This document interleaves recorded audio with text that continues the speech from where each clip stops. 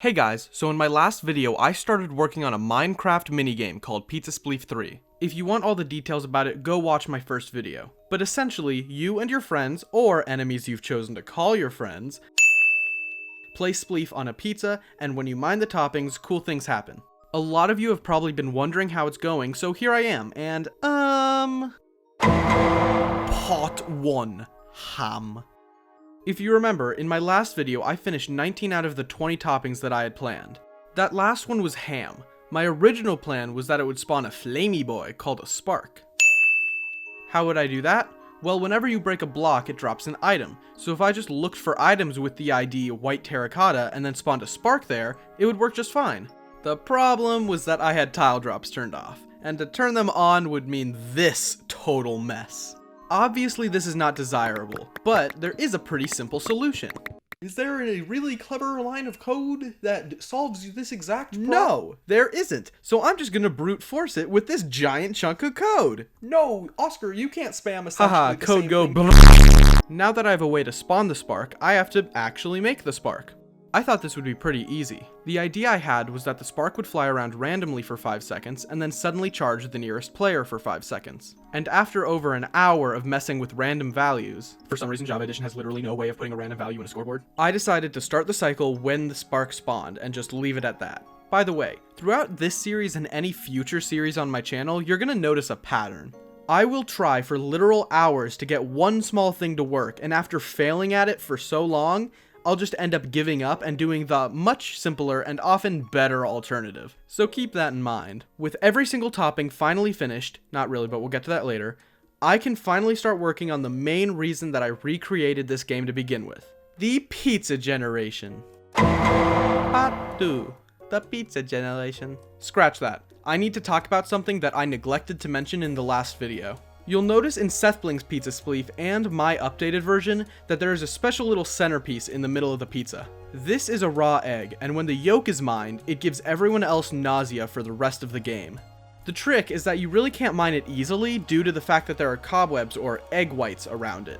In Pizza Spleef 2, I added the option to turn it off, but I always wanted to add more of these. And so, due to the addition of netherite in 1.16, we finally have new blocks that take a little bit to mine. So with these blocks, I created 2 more centerpieces, poop and ice cream. These are meant to be gross things for pizzas to have. Please don't shame me in the comments. This is the point, please. For ice cream, you have to mine through 2 layers of wood to get to the chocolate chip in the center. And when you mine that, it gives everyone else blindness for the rest of the game. The poop is, in my opinion, the most interesting and well-balanced one. It's made out of ancient debris, which takes a while to mine, and every block of it you mine gives 1 more level of slowness to your opponents for the rest of the game. This means that even if you get 2 of them, your opponent could come in and steal the rest, making you slower than them. With these 2 really fun centerpieces, it kind of makes the egg the worst one. But hey, that's just how it is. Survival of the fittest. You snooze, you lose. You napple, you get slappled. You catch up on some...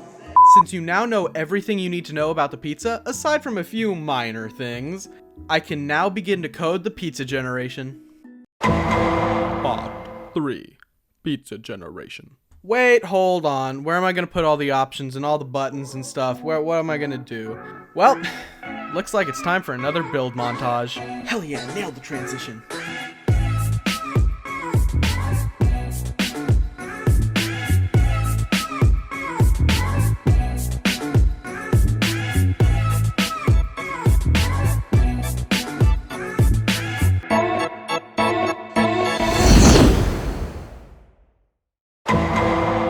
Part 4, the pizza generation.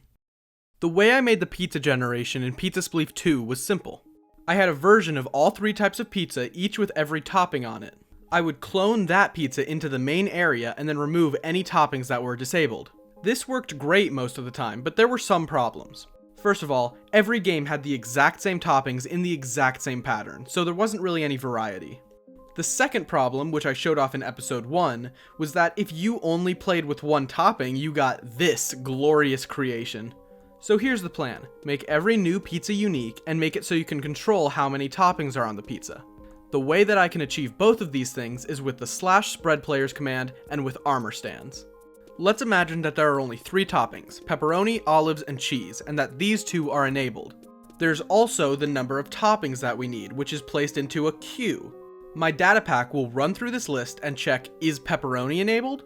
The answer is no, so it'll move on to olives. Are olives enabled? Yes. So it spawns an armor stand representing an olive, and now that we have one topping, it removes one from the queue. It then moves on to cheese, which is also enabled, so it adds a cheese and then removes one more from the queue. It repeats this until the queue is empty. It then uses the /spread players command to randomly spread these armor stands across the pizza. And voila! We now have 25 olives and 25 cheese blocks spread randomly across the pizza. In theory, this is extremely easy. Just make a loop and check everything. Yeah, no. It took me hours to make, and even once I got this version working, it took 5 minutes to generate one pizza, which is obviously not acceptable. I got around this problem by having it run multiple times per tick, but to be honest, I don't actually really know why what I did worked. It just kinda worked, and I'm just glad the mess is over. But get this, that's not even what took me the longest. What took me the longest was these f***ing signs. Every sign in this room is changeable, and every sign in this room needs 2 command blocks per option.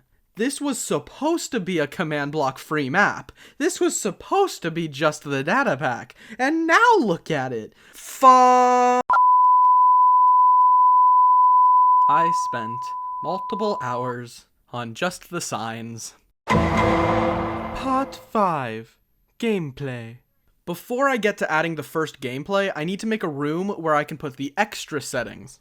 By default, I enabled a hunger system that slowly depletes your hunger unless you eat the pizza. This is great for stopping people from camping, but I need to make it toggleable in case someone doesn't want to play with it. This montage was too short to put any music to it, so I'm making it up. Everything is now ready to actually make the game playable. All I'm doing is having a function that starts the game, a function that runs during the game, and a function that ends the game. After doing some playtesting with my friend and finding a whole host of bugs, like the fact that blindness was completely broken, I fixed them all, did another round of playtesting followed by another round of bug fixing, and then finally reached a stopping point. The game is technically playable by anyone now, but it's definitely not complete. There is still one more part of the game that I have to add. In the extra settings menu, I have these cells reserved for the 4 events that I plan to add. That is what the next video will be about. Subscribe if you want to see it. I'm not forgetting to say that this time. And do the other things. Anyway, bye.